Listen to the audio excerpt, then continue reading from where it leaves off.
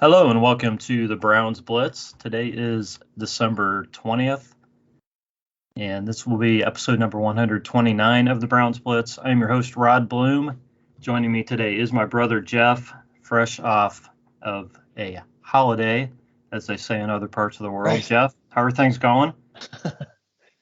Well, good, Rod. The best part of being outside of the country for 2 weeks is, you don't get any news. You don't get much NFL football, and the Browns are incapable of disappointing you. So it was a great trip. Joining us is our friend Peter Jones. Peter, thanks for joining us. Thanks for staying up late once again, and thanks for suffering through that Browns game with us. Hi guys. Yeah, it's what is it, 1:15 or so here. Like you say, the Browns game's just finished, and we're all a bit flat. Even I'm flat, Rod. Yeah. Yeah. And guys, this is our Christmas episode, by the way. So put on a happy face, guys, because we're gonna have to do some. I had a lot of variety acts planned for the show, so we'll be doing some singing and dancing and things like that. La la la la la la la. Yeah. Yeah. Anyway, so yeah, this is the holiday show, but we're coming off a Browns game that, man, guys, there's so much to this. There's the whole issue of everything that led up to this game and it being moved and all the guys that were out of the game, and then there's just the game itself, which the first half was almost unwatchable. I found myself kind of drifting as I was watching the game. I really had a hard time even watching it because it was kind of boring, honestly, until the Browns started moving the ball a little bit better, and kind of making it into a game. And then, of course, there was the ending. So, it is what it is. Browns lose 16-14 and drop to 7-7. And, season's not looking real good, but, I guess we'll see what happens the rest of the way. So I guess we'll just get some takeaways. Peter, what are some takeaways from this game? I guess just the game overall. Well, I think considering the circumstances, Rod, I thought the Browns put up a really good performance. And barring that last Raiders drive and the winning field goal, if that game had finished 14-13, I think that we'd all be sitting here saying that, under the circumstances, what a great performance that was, what a great team performance that was to be able to pull out that game. And it's got to be, it's gut wrenching to lose the game in that manner. But I think, as a neutral, in inverted commas, I think there's lots of positives to take away from it. If you can take positives away from something as gut-wrenching as that. Yeah. I mean, there were definitely some positives. Some guys stepped up, and I mean, the defense still played. They played pretty well, to only give up the one touchdown to the Raiders. That's a pretty good performance out of the defense, especially with the guys that are out, and then there's more guys going down throughout the game, and the offense, the offense scored 14 points. That's as many or more points than they've scored in a lot of the recent games. So yeah, it's sad, but it is, they scored 2 touchdowns, and it wasn't enough, but Nick Mullins flashed a little bit, especially on the short stuff. He, not every throw was great, but the guy hasn't practiced that much, with a lot of these guys. So you don't expect perfection out of him. So Jeff, what did you see? What were some of your takeaways? Rod, all I saw was the fourth quarter. And I didn't see last week's game yet. I've got these things recorded. I'll go back and, try to digest what's going on. But the quick takeaway, I guess, is, we just have to somehow, some way in this offseason coming up, figure out how to build a true NFL offense. We just don't have one. And the fact that, we can get an interception late in the game like that, and all we need to do is get one first down to ice the game, and we can't do it. I mean, you can blame play calling, you can blame whatever, but the fact that our offense just can't get that first down that we need to finish a game, it just says it all about where this organization is. We came into this year thinking our offense is going to be our strength. A lot of question marks on defense, and the offense has just fallen on its face this year. So, at this point, it's win out to try to get a playoff spot. And, we've got a game coming up against Peter's Packers, which, is going to be a real challenge. So you got to win out to try to get a playoff spot. But realistically, I think at this point, we got to start thinking about, how do we make this team better next year? Yeah. I hate to skip over most of the rest of the game, but you have to go to that last series. And that really was the game. The Browns 3-and-out. And, I love Nick Chubb. Nick Chubb is a fantastic player, but everybody knows he's going to get the ball three plays in a row there. So they've got 8, 9, 10 guys at the line to stop him. So the chances of getting a first down in that situation with 3 straight carries is not great. So for me, this is your season on the line. Why be so darn conservative? Okay.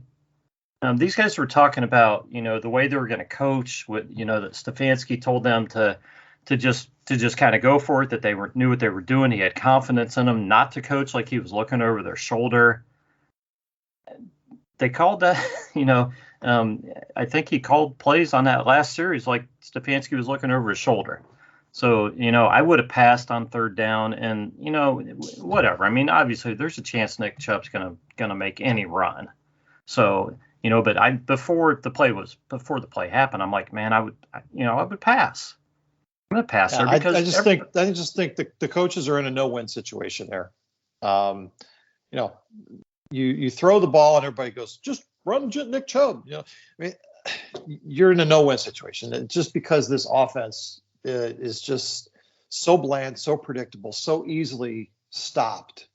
And we've been talking about that all year, that, we just lack the versatility, the flexibility to be able to make other teams guess about what's coming. And I agree with you, Jeff. But how many times have the Browns been in this situation where they needed a first down? And what do? They go run every single time. Everybody knows they're doing it. Yeah. So you have to change it up sometimes. Okay. You can't be that predictable. So I think you got to pass. And honestly, at that point, you're either going to run, and what was it, 3rd and 3? There's a chance Nick gets that, but it's not great because they got probably nine guys in the box. It's not even a great chance that he's going to get back to the line of scrimmage at that point, even with it being Nick Chubb. So cross him up and actually throw the ball. You're probably going to have somebody wide open on that play. Okay. Yeah. And if not, so be it. So you're giving them the ball with 2 minutes and 15 or 20 seconds versus 2 minutes. It doesn't make any difference. Yeah, you're going to lose either way. Yeah. Yeah.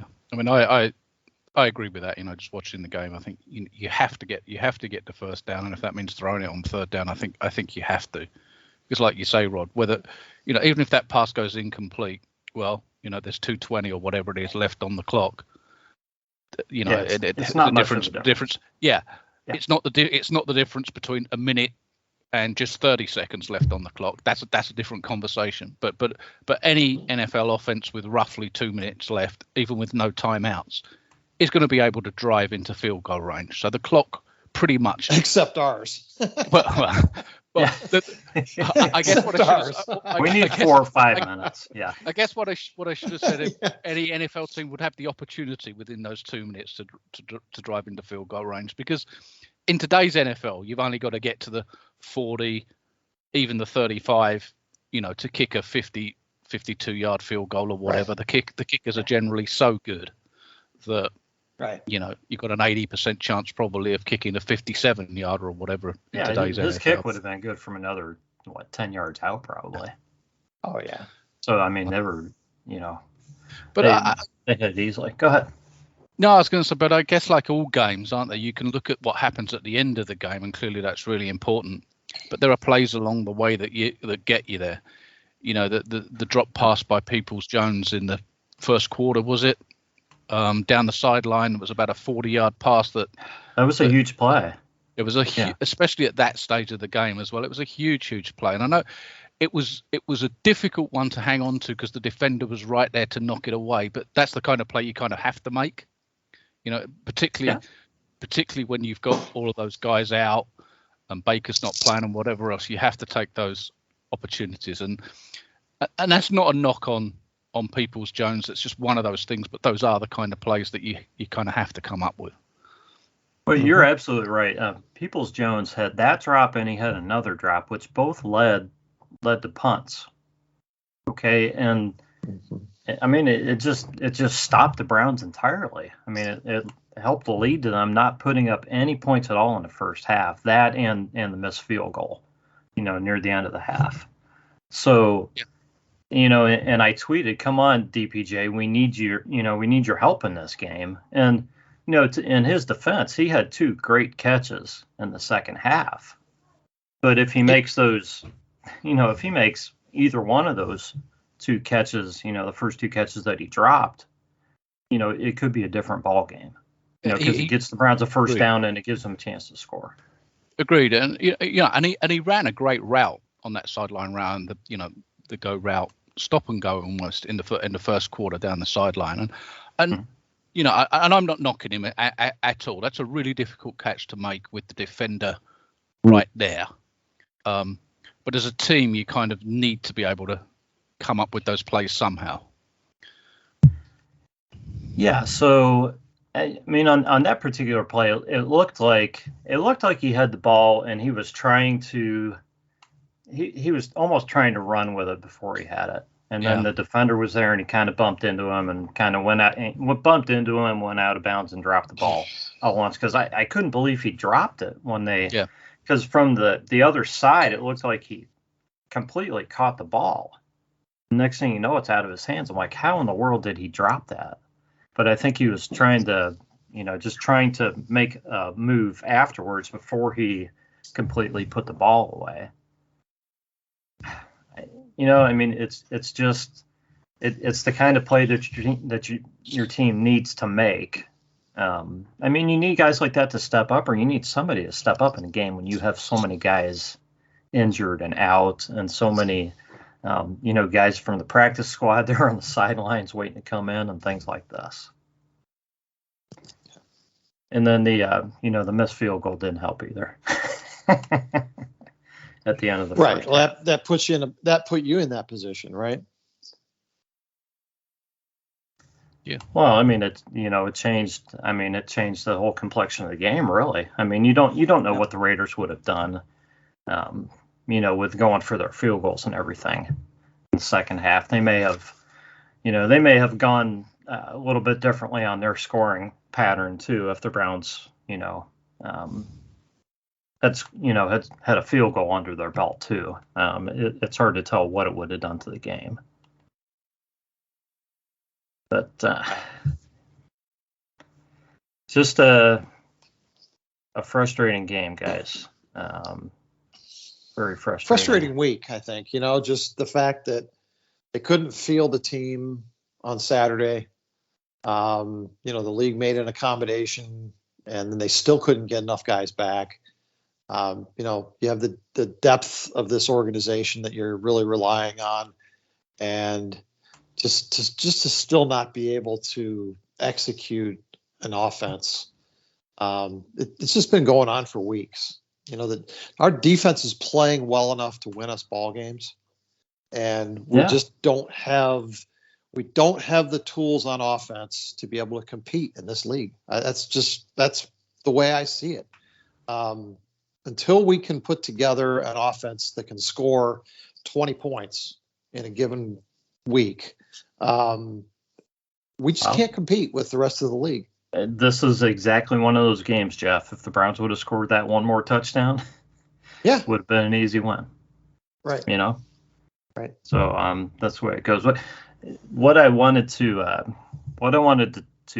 bring up was Nick Mullins and his first start for the Browns, and I guess he hasn't played for 4 years or so. He hasn't actually played. Jeez. I mean, he I thought he looked pretty decent. I'm not ready to anoint him as the Browns starting quarterback or anything. Like a lot of people might be, but I thought he played pretty well. I think what I wanted to get your opinion on, Peter, is it seems like the Browns, and other than DPJ, I don't think there was a lot of it in this game, but it seems like the Browns have an issue with dropping passes, and we may have talked about this before, but the velocity difference between quarterbacks, how much do you buy into that? In the way a quarterback throws the ball, and how much time a receiver needs with a quarterback to get comfortable with them and to be able to catch their ball the way they throw it. Or are these receivers professionals and they should be able to just catch a darn football? My opinion is they're professionals and they should be able to catch the football. Sure. They work with probably almost exclusively, typically, the number one quarterback in practice during the week, and I get that. But I think most of that's about obviously understanding any specific plays that are going in the playbook for that week, but also timing, route timing, and that kind of thing. But I think for me, a thrown football's a thrown football, and sure, there's different velocities and the spiral might be slightly different, but I don't much buy into some footballs are typically more, or some passes are typically more or harder to catch footballs from than others. Yeah, sure, there's different velocity and stuff, but as professional players, I kind of don't really buy into that. But that's my opinion from somebody that's never been on the end of a. And I will. I mean, I'll go back to I think what Jeff was saying about Baker, and Baker has a tendency to throw the ball too hard on these little 8 and 10 yard passes sometimes. You need some touch on those, but it seems to me that Nick and Case kind of have a little more touch on their ball, and Baker kind of throws the ball a little bit harder. But I just feel like that really shouldn't matter. As long as there's any distance to the pass where the receiver has enough time to react and to the ball coming to them. I agree, and I get the bit about touch, particularly on short passes. So I certainly would go with that. But sorry, Jeff, I kind of cut across you there. No, that's all right, Peter. I was just going to throw out that when I turned the TV on at the beginning of the fourth quarter, Nick Mullins was completing a fairly high percentage of those short passes, but I think he had completed one pass over 10 yards at that point in the game. Yeah, that was clearly their game plan. I mean, what are you going to say? I mean, it worked well in that he was completing those passes. It didn't work well in that they didn't score a lot of points. So they obviously needed another ingredient in there someplace. Well, I think that's, from an offensive philosophy standpoint, if you're going to play the ball control game where you limit number of possessions, you play a low scoring game, you have to be able to capitalize on those on the limited number of possessions that you give yourself, right? And if you're only completing those short passes and you can't punch the ball in at the end with any level of consistency, then it's going to come down to a field goal.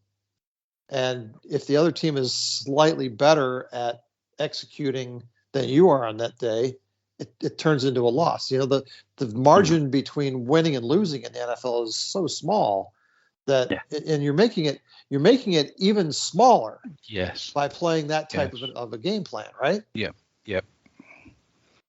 Yeah, I mean there was at least one and maybe more third downs in the first half where the Browns needed 7 or 8, and they passed for like 5. That's a little frustrating. It's like, oh, great, nice catch, but it's 4th and 2. I mean, we've seen that before. It's not like that's unique to Nick Mullins, but right.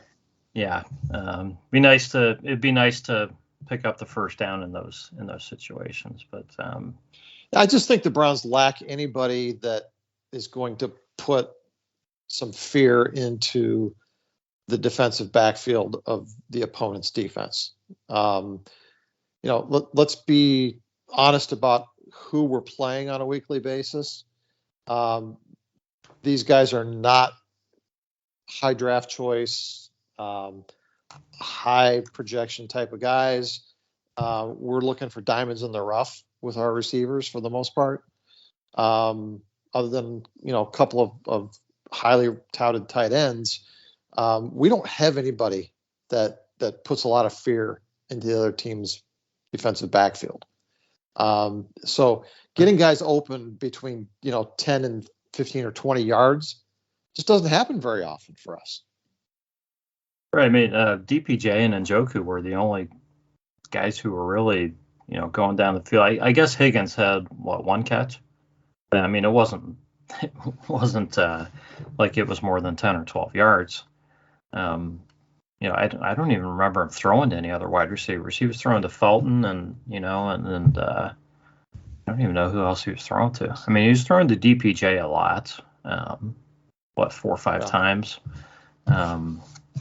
Just knowing how Andrew Berry works, I mean, he's got to be sitting there thinking, okay, this offseason's project is we've got to rebuild the wide receiver room. Well, he's got to be a little bit frustrated because, with going into the season with OBJ and Jarvis and having Schwartz, who's been banged up, the speed guy, and then DPJ, who kind of flashed last season, and is supposed to be a potentially big play guy. And then, then he brings in Demetric Felton, who's potentially a big play guy who I'm not going to get too down on him because he hasn't played a ton, but he's shown some nice moves here and there, but he hasn't broken big plays all the time either. He's kind of looked like a guy who can do something here and there more than a guy who's going to be like a huge dangerous weapon for the Browns. And maybe he'll continue to grow. I would think more in the receiver role. But but we'll see. I think you're right, though. I think he's definitely going to keep working on the receiver room. He has to. Yeah. I think so, and I agree with what you said, Rod. About I think when you're in 3rd and 8 or 3rd and 7, you can't consistently throw 5-yard passes and expect to pick up those extra 2 or 3 yards. That will happen, right? But you can't do it consistently, particularly in a kind of game that Jeff described. The margins between winning and losing are small enough in the NFL as it is. But when you're playing that type of game, those margins become even smaller. And you're going to end up in lots of games that come down to end of game field goals if you're not careful. If you keep throwing those, you've got to be able to convert. You've got to have your receivers that are running 10-yard routes on 3rd and 8.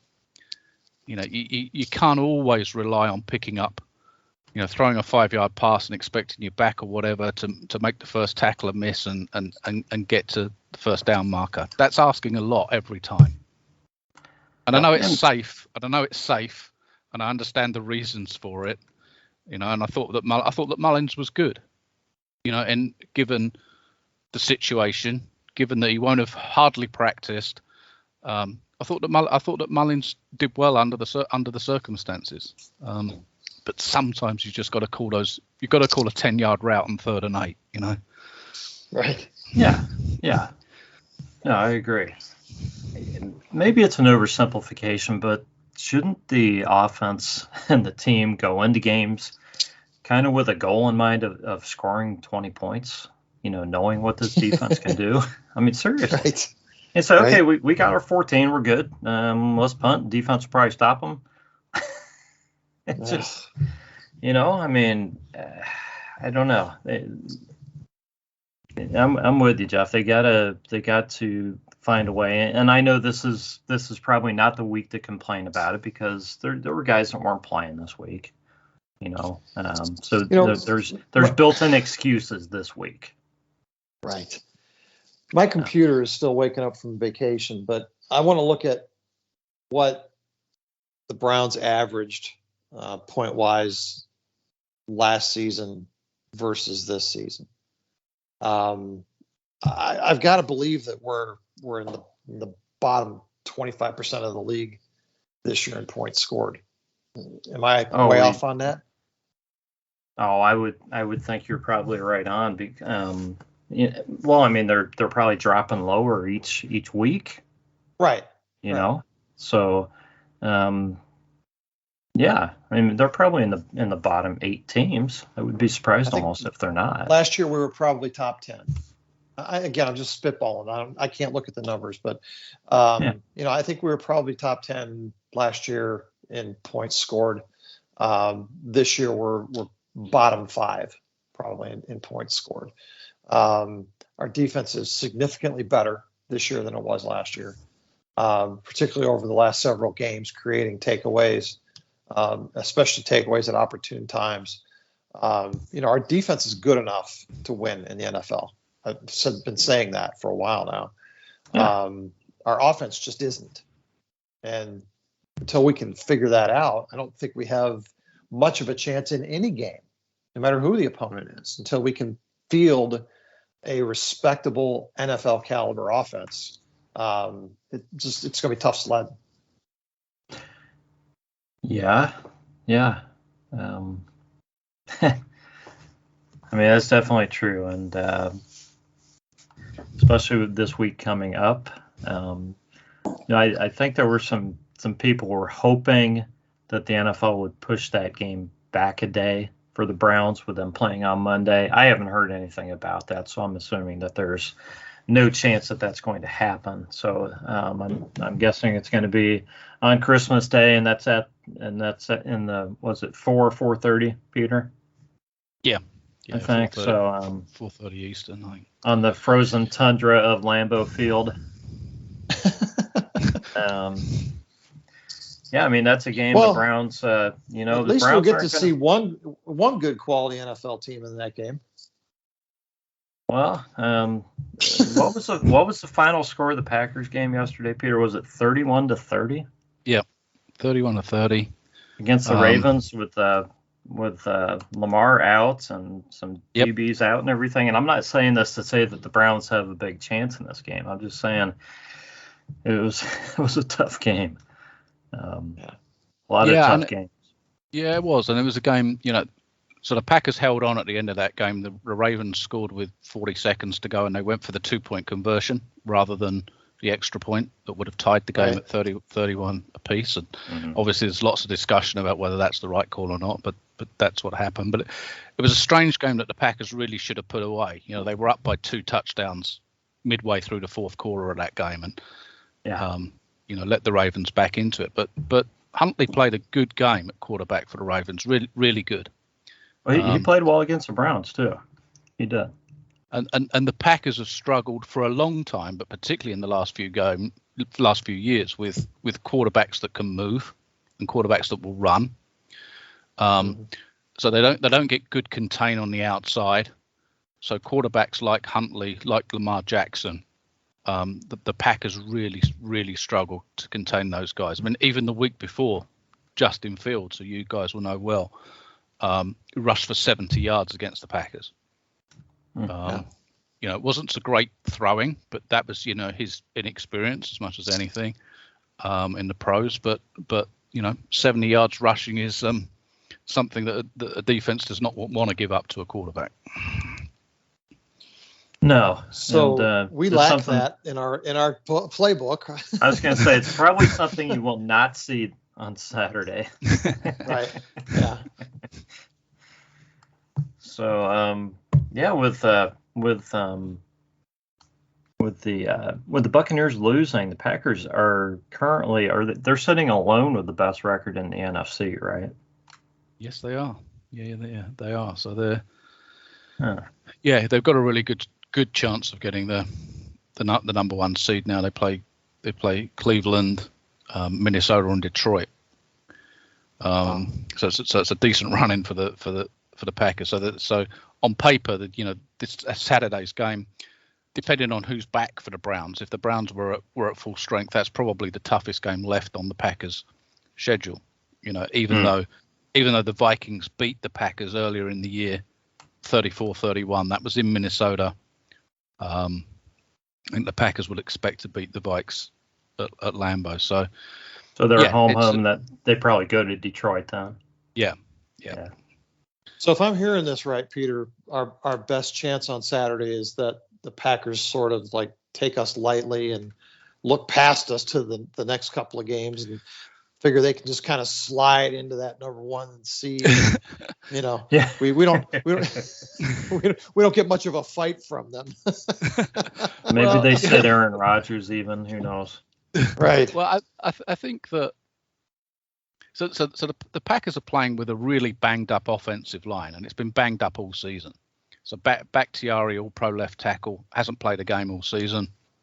He'll be back soon. He's practicing, but I doubt he'll be back for Saturday.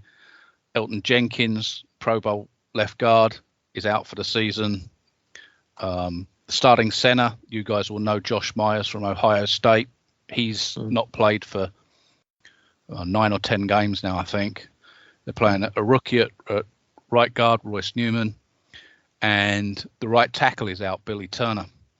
So almost across the whole of that offensive line, it's really beat up, and they've held it together pretty well across the whole season. Obviously, to have 11 wins, they must have held it pretty well.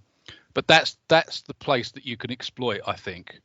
Myles Garrett, particularly, if you line him up against either of the tackles, Josh Nine will probably play left tackle, and Dennis Kelly, who was a off-season pickup at right tackle. I mean, that to me is where, if you're going to try and derail the Packers' offense, it's up front there with the pass rush. Yeah, and that is where Cleveland has a strength. Yeah, but Aaron Rodgers is playing pretty well right now. So yeah, and of all the guys they've played who get rid of the ball quickly, this is true. He gets rid of it pretty fast too. so yeah, we'll see. But yeah, I mean, at least that from a Browns perspective, at least of course, Packers have still been running the ball okay though, haven't they? Yeah, and they've got a dual threat in the backfield, Aaron Jones and AJ Dillon. So kind of one's more of an outside slashy type runner in Jones, and then AJ Dillon's the tough inside guy. And it's a good dual-headed threat. They're rushing for, I don't know the exact number, but I would imagine it's 120 yards a game, that kind of number across the season. It's not 150 a game, but it's enough. It's enough. It's enough to be able to have Rodgers run play action. It's enough to be able to keep defenses honest, pretty much. Yeah. And then, of course, you guys have the all-world wide receiver too, Devontae Adams. I watched part of the Packers game yesterday, and I had to wonder with some of the dropped passes that some of the other guys weren't hanging on to. I had to wonder why Rodgers was throwing to anybody but Adams in that game.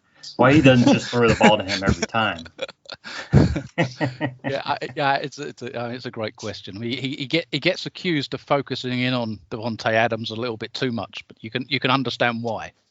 Yeah. And that's one of the biggest criticisms of the Packers offense is the drop off from Adams, all pro receiver, to the next group of guys who are solid guys, Alan Lazard and Marquez Valdez-Scantling and Randall Cobb, who's now injured. They're solid guys, but there is a huge drop off from after Adams. Yeah. So tell us about the Packers defense and what the Browns are up against there. So the Packers defense actually has been surprisingly good this year, and it's solid all round. There's again a lot of injuries. So Pro Bowl corner, who's probably the best player on the Packers defense, Jair Alexander, hasn't played since week 3. Zadarius Smith hasn't played since week 1. So those are probably the 2 top players on the Packers defense. But surprisingly, they've been able to slot in a bunch of guys. Devondre Campbell, middle linebacker, who they picked up as a street free agent in the summer, has been excellent. And the defensive backfield's been really strong. The safeties are good. Adrian Amos, Darnell Savage. And the corners are good. The rookie, Eric Stokes, out of Georgia, has been probably as good as you could have expected from a rookie corner. Mm-hmm. And Rasul Douglas, who's a guy they picked up off the practice squad from Arizona, has been playing opposite him with Kevin King and Jair Alexander, both injured. So I think the way to exploit the Packers defense is you run the ball against them. So they're more susceptible to the run than they are the pass. They're lower ranked against the run. So I think you have to, I wouldn't expect to be able to come in there and throw for 300 yards against that Packers defense unless it's garbage time yards. I think the way to put them under pressure is to run the ball. Mm-hmm. Kenny Clark is the Packers nose tackle, Pro Bowl nose tackle. He's currently on the COVID list, so whether he'll be back for Saturday or not is a question mark. If he's not, that's a big miss, and I think that's a hole that suits the Browns' offense as it is today with Nick Chubb to be able to run the football. So I think if there's a hope, I think it'd be running the football against the Packers offense and using the run to set up the pass. Yeah. I mean, I don't know how long it's going to be before we know how many of the Browns guys are going to be back. I would hope that we'll be getting a lot of these guys back, but yeah, I mean the timing's kind of funky too. So we'll see. So who knows who you're going to see. One thing they can exploit is the Packers special teams have been horrible, and they're worse. I mean, we thought they were really horrible last week, and they were even worse this week. And that's in every aspect of the special teams. So they've missed 7 or 8 field goals this season. Every punt or kickoff return by the Packers guys is an adventure, with fumbles and guys running running into each other. 12. I know. I played the Packers defense special teams this week in fantasy, and that was a big mistake. But 12 guys on the field, 10 guys on the field. It's an adventure. Lining up offsides on the kickoff. If there's a penalty that you can think of on special teams, the Packers will somehow find a way to incur that penalty. But that is a. I mean, in all seriousness, it's 1/3 of the game, maybe special teams, but that is an area where there are turnovers liable to happen, and it's been bad all season. So the formula for the Browns to win would be 2 Nick Chubb rushing touchdowns and 2 special teams touchdowns.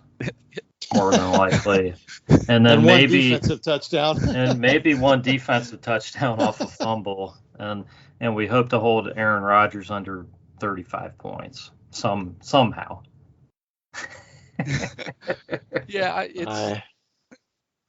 mean, it's going to be tough, and of course, like you described, the Packers have got a lot to play for as well.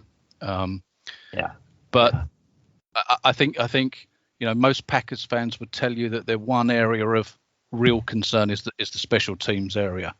and it's not just 5 yards here, 5 yards there. It is the propensity to fumble and do some very odd things, muff punts and give up big returns as well. They gave up a big return to Chicago last week, and it's one of those special teams areas where you kind of see, the opposition kicking the ball out of the end zone, so that you're starting on the 25, and yet every kickoff return against the Packers seems to come out to the 40 or 45. It's that kind of thing.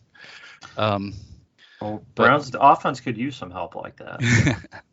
Yeah. Of course, the Browns have not had a lot of big returns, not many at all. So, not that I can recall. There's always a time to kickstart that. Well, this would be, yeah. They could definitely use some kind of an advantage in this game, definitely. So Jeff, what kind of thoughts do you have on this game?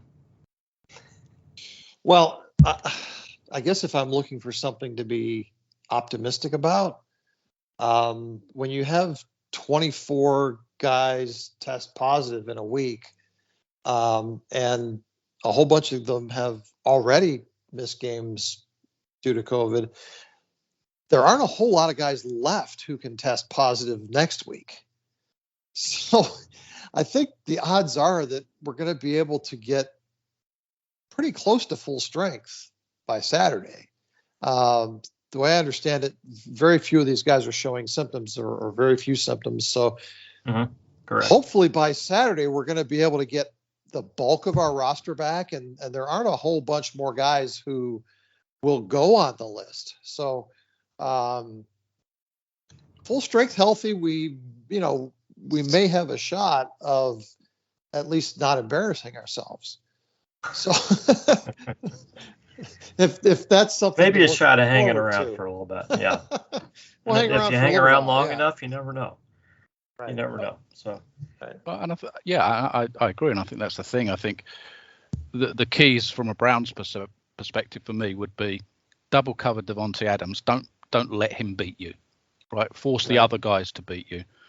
Run the football, and hopefully get a turnover or two on special teams. I think that's the formula to beat the Packers. I'm not saying even if you got all those things that you would beat the Packers, you may do, but that to me would be the formula for any team playing the Packers. And try to hold the offense to field goals occasionally. That always helps. Yeah. So the weather forecast is decent as I understand it right now. 27 degrees, but very little wind, and no snow forecast till Sunday. So pretty decent. Cold, but pretty decent. Yeah, I was kind of hoping for a bunch of snow. That might equalize things for the Browns a little bit. Even though the Packers are probably better at home in the snow, but yeah, snow I probably would have rather seen snow. What do you think, Jeff? Snow? It's more fun to watch. So more fun to watch. Yeah. Anything that can make this game fun to watch, I'm in favor of. Yeah. Well, any given Sunday or Saturday in this case, you just right. You never know how games, and so often games, the way games start, could set the whole tone for the game. So you never know how that's gonna play out. But going back again to the beginning of the season when we, did the win-loss game where we tried to come up with how many games we had a chance in on our schedule. This was one of those games that we just sort of chalked up as a loss before we played our first game this year. And just based on what the Browns have done recently, I'm not feeling any more or any less confident that they're going to lose horribly on Saturday. No, because the offense just hasn't been putting up enough points to compete with a team like the Packers. And, and the reality is no matter how well the Browns defense plays, they're going to have a hard time keeping the Packers under, 24, 28 points. If they held the Packers to 24, it'd be an outstanding game. I think there'd be a great performance by our defense. The problem is, again, I hate to be a broken record, but I think the Bears and the Seahawks are the only two teams in the league that have a worse offense than we do right now. Yeah. The Seahawks, which is crazy. Yeah, I can't believe that they have a bad offense. Yeah, it's messed up. Pete Carroll suddenly became stupid. Yeah, it doesn't make sense. Yeah. After a Hall of Fame career, he's suddenly an idiot. Guys, I got to do a quick shout out here on Fanduel. I do my office fantasy league through Fanduel, and we just pick teams each week, and whoever scores the highest. Well, it's been a horrible year for me, and I actually won this week. I won this week by playing 3 Packers, by the way. So that's how I won. You know what? I put zero thought into it this week. I picked my lineup in 5 minutes rather than thinking about who's trending which way and all this. I took 5 minutes. I picked out guys I liked, and I won. But they had a free play, which if you play weekly, they give you these free plays, and so I entered the same lineup in this free play, and I came in 810th place out of 23,196. Wow. Pretty good. Yeah, I won 10 cents. That's the free play. They give out $250 divided by the first 1,000 people that they're the top 1,000 people or something. So I won 10 cents. Wow. My advice to you, Rob, is don't spend all of that at once. The 10 cents? Yeah. Well, I won like $9 in the fantasy league, so that's a good part. So. Anyway, so guys, I think we've kind of beaten the Browns to death here, and I don't know about this Browns-Packers game. I'm hoping it's a little more competitive than what Jeff and I think it may turn out to be. We'll see what what players are there, and if the offense can muster a showing, to make it that way. But let's throw out some predictions. So, who wants to go first? Jeff, I'll go first. Yeah. 41-9 Packers.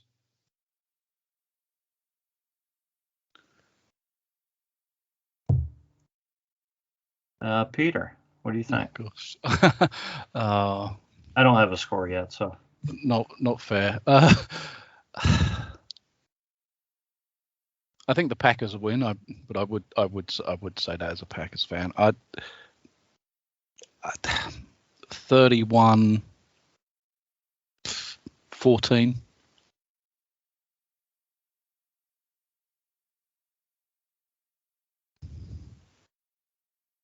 Yeah.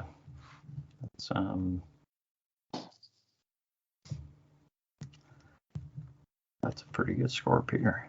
I think I'm gonna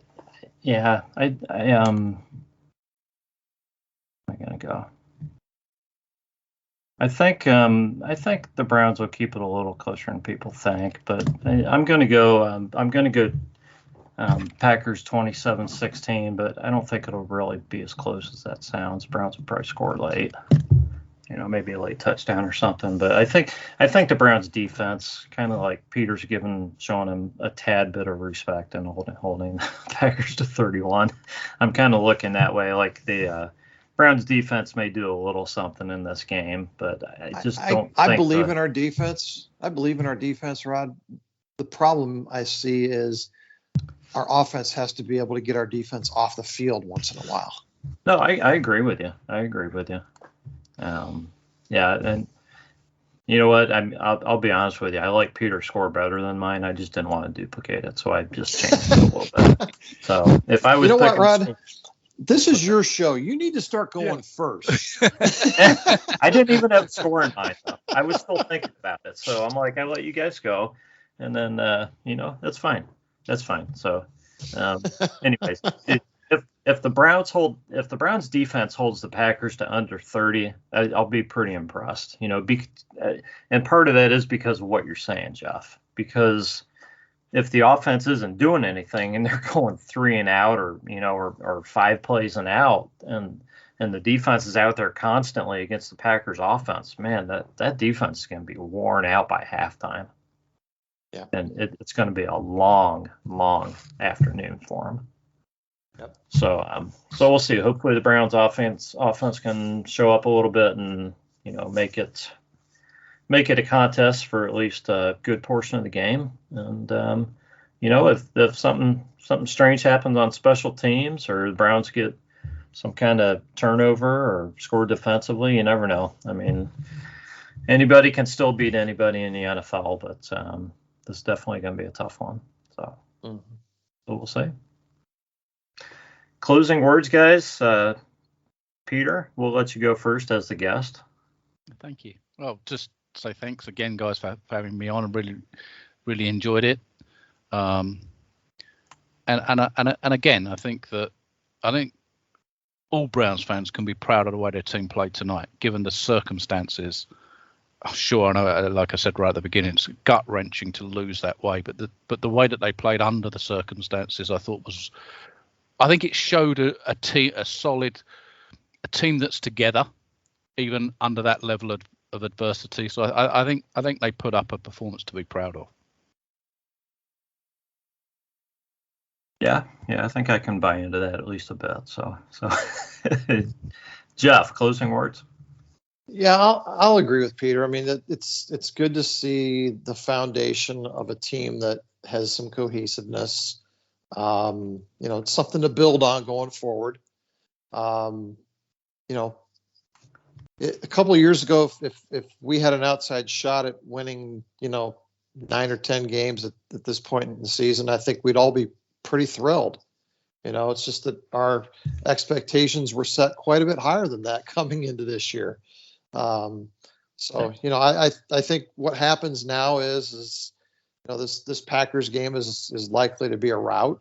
I think the game with Pittsburgh is going to be an absolute slog in the mud, and then we're going to be playing.